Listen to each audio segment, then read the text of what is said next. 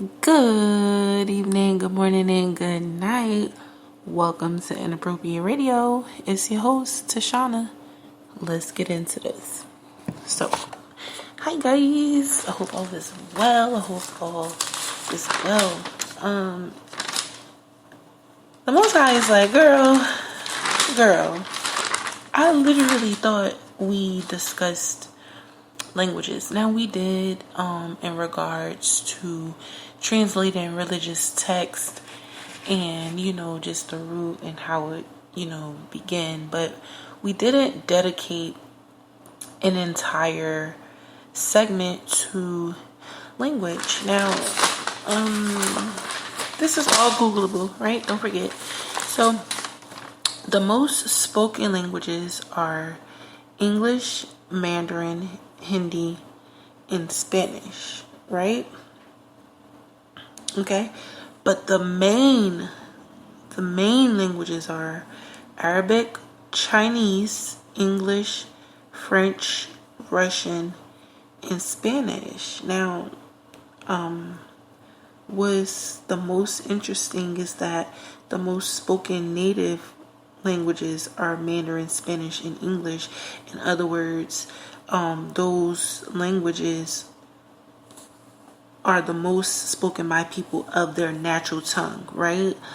But more people speak English as a second language than there are people speaking English as their native tongue. Now, Sumerian language is stated to be the first language spoken as early as 3500 BC, right? Now, when you go over to the Bible, and we're going to get into like the religious texts. I'm moving too fast. All right. Now, Sumerian is the first language, right? Supposedly, spoken up until about 2000 BC around South Iraq until the Babylonian era came. But Tamil is said to be the oldest language still spoken today, right? Now this is the thing.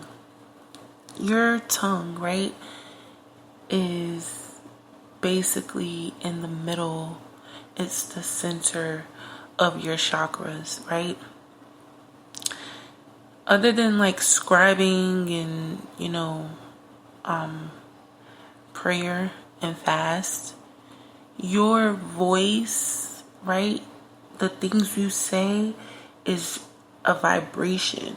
Okay, it's a bridge that connects your inner reality to your outer reality. It's connected to your thoughts, right? Your speech is spiritual because it's connected. This is how you get to get out what's on the inside. It's a bridge, right? This is what connects your inner to your outer. Like I said, other than like writing, right? Your speech. If you don't have anything to write, your speech is the way you bridge and keep everything together. It's like glue, right? But not just for your reality. That's the key. Remember, you share a consciousness and a reality with other vessels, not just human beings, right?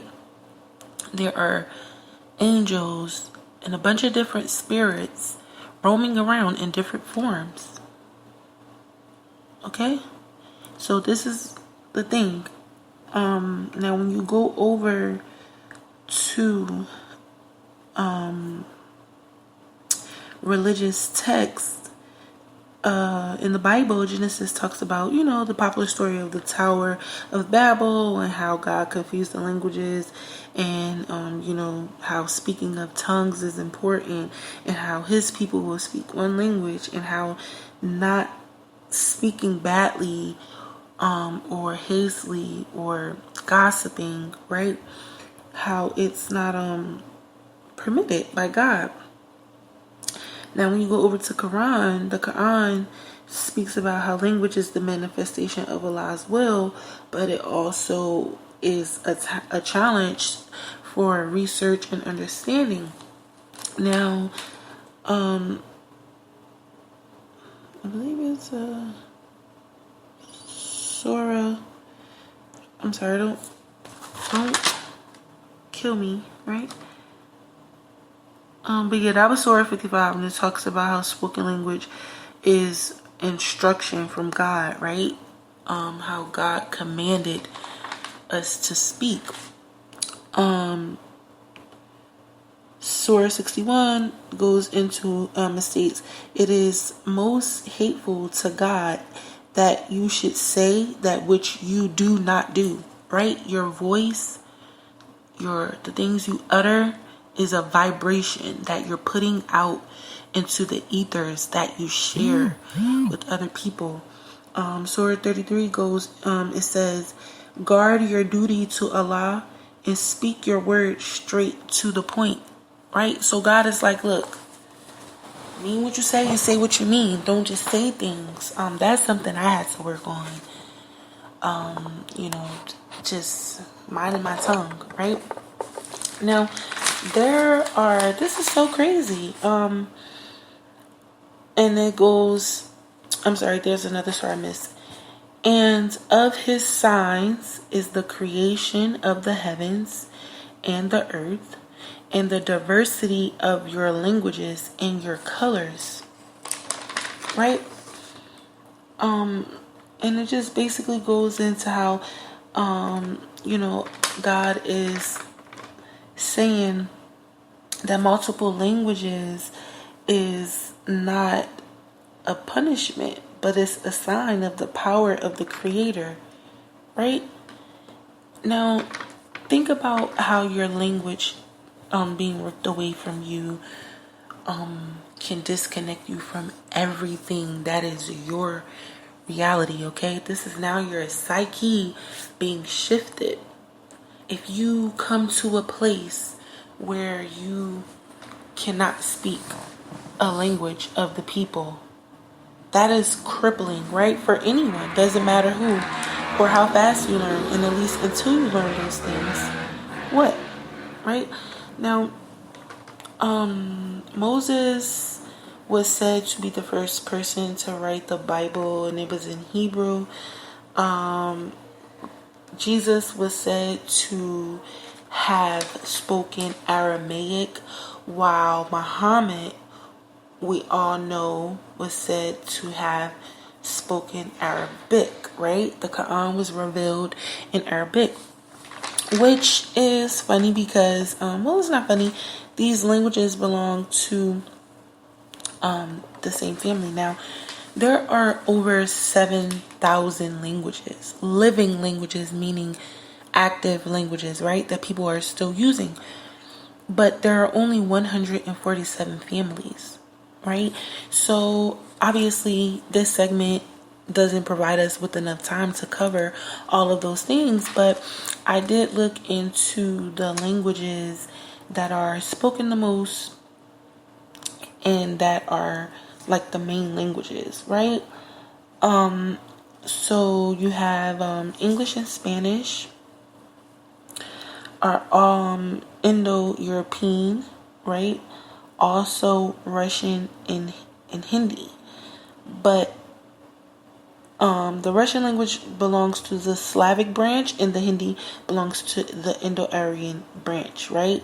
English and Spanish. Now, what's crazy is English is 28% French and 28% Latin, right? So this is actually 56% of a language that's from another language. But I guess it makes sense because these are all from the same family, right? French comes from the Indo-European, it comes from Vulgar Latin, right? Which is common Latin, okay? The Semitic language is the Arabic, Hebrew, and the Aramaic, which shocked me because I was thinking that Russian was going to be in that family, but it's not. Then you have the Sino-Tibetan which is all Chinese languages, which are tonal languages, meaning the way you pronounce it is going to vary. That's going to determine the meaning, right?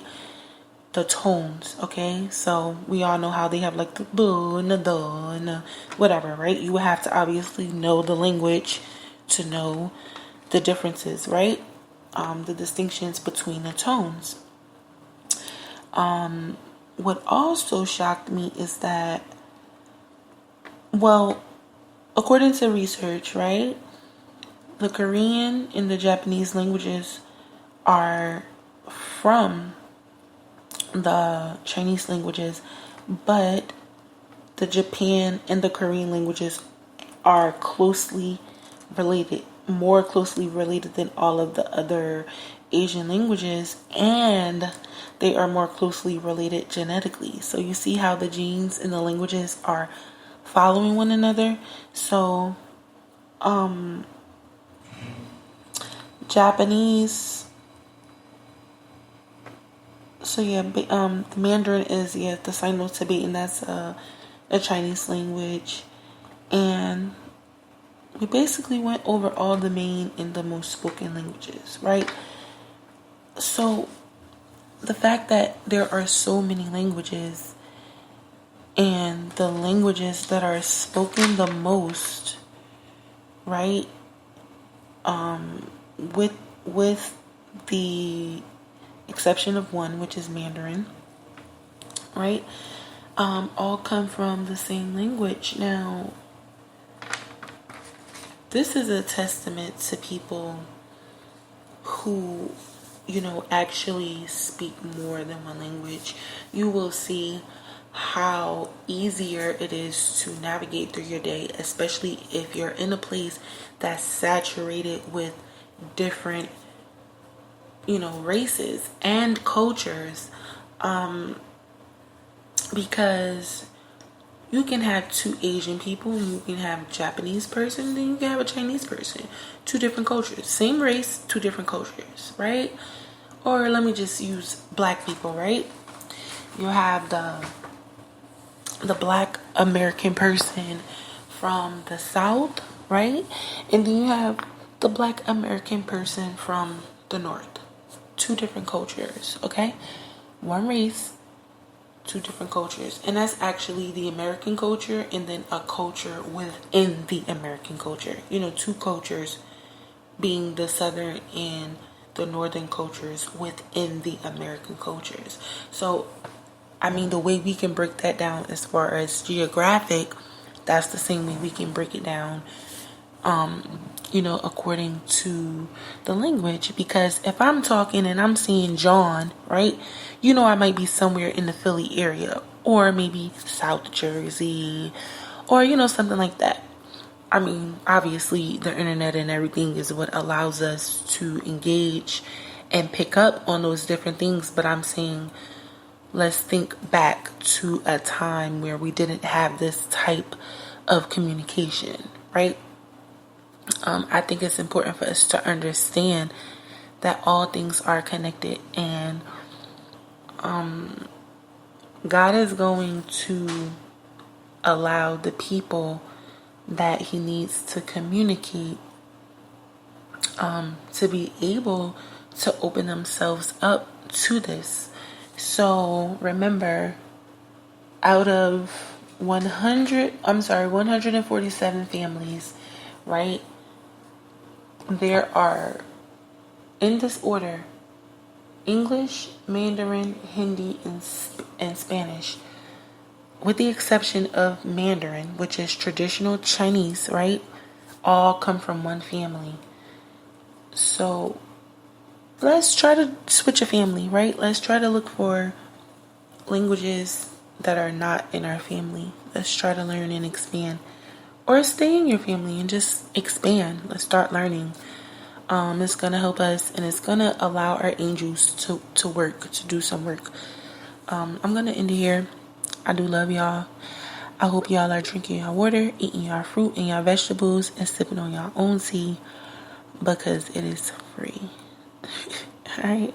And I hope y'all are getting your rest. And I hope y'all ready for the babies to go back to school now. All right. Peace.